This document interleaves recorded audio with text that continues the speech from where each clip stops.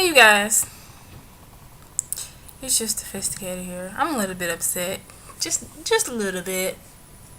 I had a question. This might be a response to like some videos or whatever, but okay.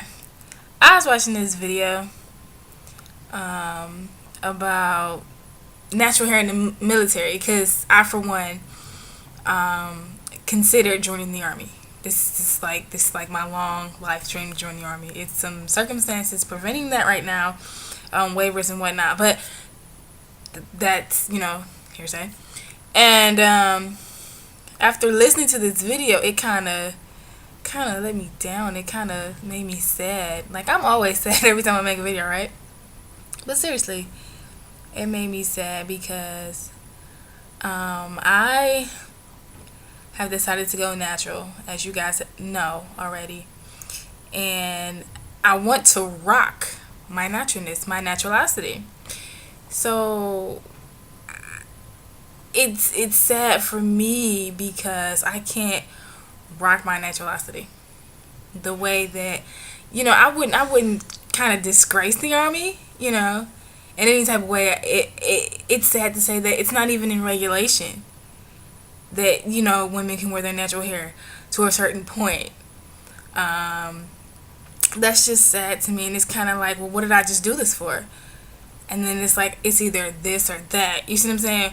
Or I have to do all the things that I don't really believe in, like wear a weave. I really don't believe in that. I mean, I might do it on occasion, maybe if it calls for like, one of those desperate times, calls for desperate measures type of thing.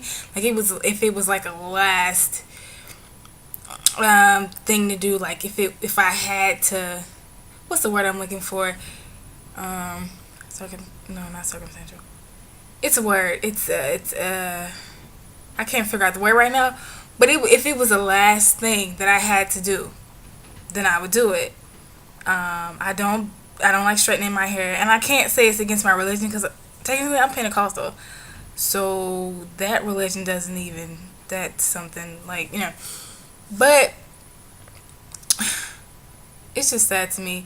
And I know that when I went to boot camp, I went to boot camp in 2006 for the Marines. I came home for another reason, but that's another issue. I could go back, but I don't want to go. I'll tell you why in a second. But when I went to boot camp, honey, there was this one recruit. We call ourselves recruits, and she had natural hair. She was rocking curly hair to the fullest. Like, it wasn't big and bushy. I think she was just starting out or whatever. But they let her keep her hair. They let her keep her natural hair. I'm trying to think. I'm trying to think. If you wear your natural hair and it's able to go into a bun, would it work that way? Would it have to be in the bun, or could it just be full out in a ponytail? Like, if it's not that huge. I'm trying to figure what are the like real regulations of this natural hair like dispute. This person said they couldn't wear twists, but there was another video where this girl, she had kinky twists. So I'm not really sure, and she was in the Air Force, so I'm not really sure about all this. This he said, she said, they said, military stuff. I'm kind of confused on the whole matter. So I'm trying to think. I know I said that before. I know I said that already, but seriously, before I do this, I thought I knew everything there was to know. What am I getting myself into? Seriously, if I can't be me, but then again, I guess that's not what the military is all about. I have decided that it is something that I want to do, and now it's something that I want to commit to for the rest of my life. But at what cost am I doing it? Besides the whole, going to Afghanistan and Iraq and getting, your head blown off, whatever. Besides that point, from my appearance standpoint, the standpoint of my appearance, at what cost? What am I sacrificing? Am I sacrificing,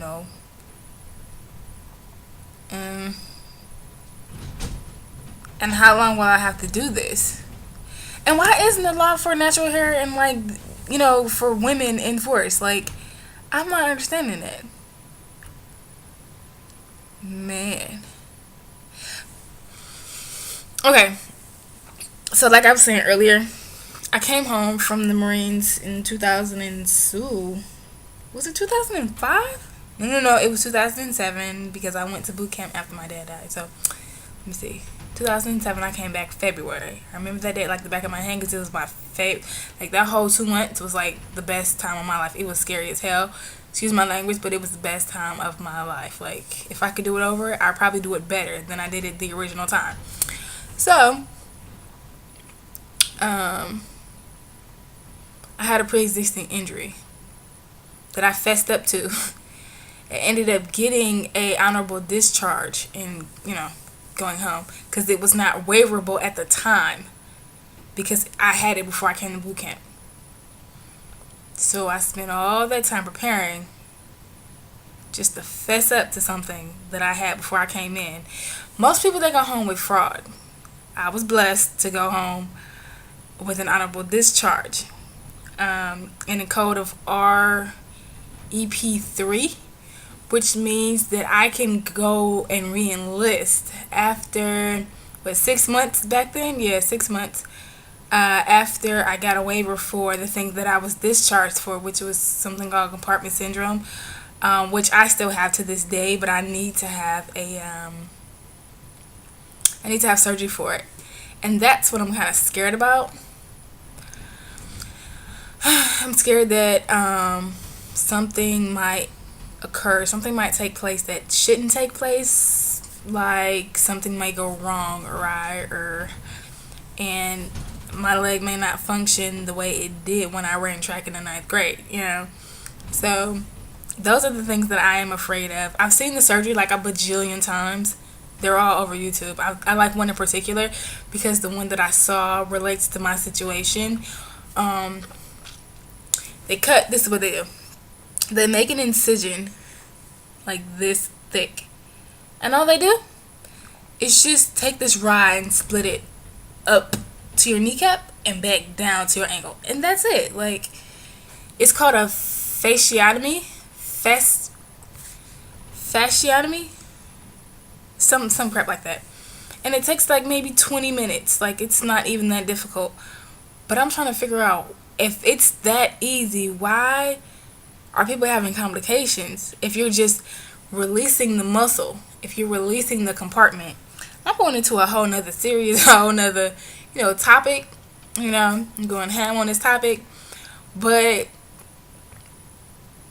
I think the thing that I'm lacking right now is the finances to have this done. I don't know how much this costs, but that's the thing that I'm lacking, the employment at this moment in time, which is another story that I did not know. I didn't know that I could just go and buy health insurance. That's kind of a dumb thing to say. I did, but then I didn't. It's certain things that you can just go and get without it being like so high cost. And I didn't know that. I figured I had to pay like $300 out of pocket every month for like health insurance or whatever. But it ended up being like $50. Minus the cost of like the after the surgery and stuff like that. Like, you pay $50, and then if you had surgery, you pay like $1,200 because then your insurance would pay the rest. If I had known that, I would have had the surgery done years ago. But because I'm not employed and I know these things now, it's kind of like, duh. Like, but once I do become employed again, that will happen. I'm praying for that to happen very, very soon. That will be the second thing on my list. The first thing on my list, okay. I don't know if you guys notice. Well, you don't notice because you're just looking at it from like a visual standpoint, like a camera standpoint, so you can't see all of it in my grill. But I don't like my grill, okay?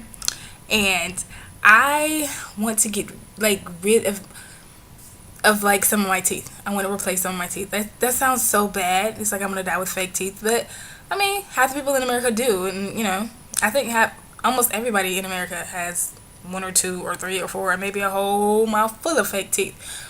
But I just want to take a few out, put a few in, because I have sensitive teeth, and my teeth are so sensitive that they break, which is why I don't really eat a lot, which is why I'm so skinny, No, I have a high metabolism, so that's why I'm skinny. But my teeth are so sensitive that every time I chew gum, which I don't anymore, I haven't chewed gum for years, my teeth break. Yep, that's how sensitive my teeth are. So I've shared like half my life with you. Um, but yeah, that was like, that's my take on it. I just feel like if I'm gonna go to the army, which I probably will. I know when I went the first time, I wore micro braids, and my drill instructor was like, "Oh my god, it was a struggle trying to keep those flyaways intact." Yes, my drill instructor was all over me. My senior was just like, she had it out for me. I'm serious, she had it out for me, and she almost kicked my butt. She made me get on the quarter deck. We was in the pit. I made my squad mate get in trouble all the time, which is not even funny. I should be like shunned for that, but you know. Um, but all in all, I like love the military. It's all I've ever thought about. Um, that's like my path to success for me right now. And it's kind of this roadblock right now, because back then in 2000 and whenever, when I made this conscious decision, I never thought that my hair would play a part in, um, the military, issues. Not my hair in general, but my texture of hair. The natural thing would be, the issue for women of color, or women of mixed color, or women of Caucasian color who have this type of hair. I'm not excluding you guys. I mean, including you guys. We're all one people. But yeah, if it's gonna cause an issue, it's kind of like, well, if I can't be me, I'm kind of sad about that. I wouldn't wear my hair out like this. That's kind of, that's distasteful to me. But I feel like I would need to grow my hair out a long time, maybe another year, before I decide to join the army. Seriously, so that it could be able to be put into a bun, because that would be like the one and only style that I probably could wear. So now I have to go sit and think after watching all these videos. So I've rambled on enough. I've talked enough. I thank you guys for listening. Thank you to all my subscribers, all 3 of you guys. Comment, rate, subscribe. If you can't do the one, do the other. If you can't do that one, do the one after that. And if you can't do either of those, I'm talking too fast, thumbs up, thumb down. And as always, I love you guys, and may God keep you and smile on you and bless you forever and ever and ever and ever. You'll be in my heart, and I will love you forever and ever and ever.